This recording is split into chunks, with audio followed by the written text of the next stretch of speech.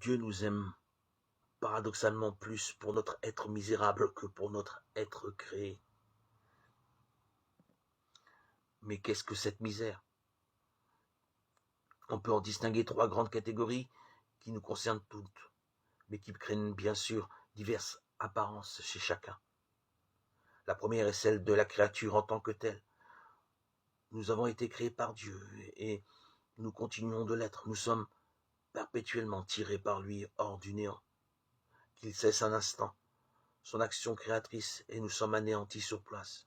Nous ne sommes pas installés dans notre être créé comme si Dieu avait commencé de nous faire exister et que par la suite cette existence continue par elle-même sur ses rails. Il en va d'ailleurs de même pour l'ensemble de la création. On parle ainsi de création continuée, où Dieu ne cesse d'accomplir à chaque instant un acte créateur. Nous avons besoin de Dieu pour continuer d'exister. Ce besoin est une misère qui, d'ailleurs, n'a rien de déshonorant.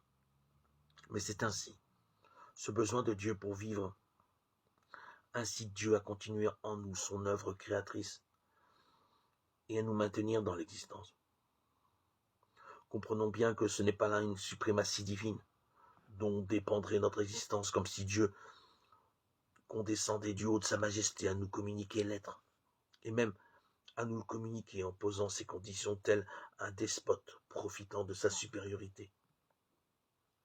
Il faut plutôt renverser le problème et saisir que c'est parce que nous avons besoin de lui que Dieu, dans sa miséricorde, ne peut que répondre et avec joie à ce besoin.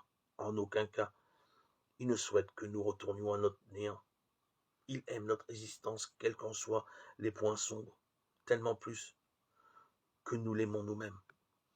Et il se précipite pour répondre à notre misère de créature. Ceux qui perçoivent cette miséricorde, tels les grands mystiques, entrent dans une gratitude et une action de grâce incessante envers ce Dieu qui ne peut que donner la vie gratuitement.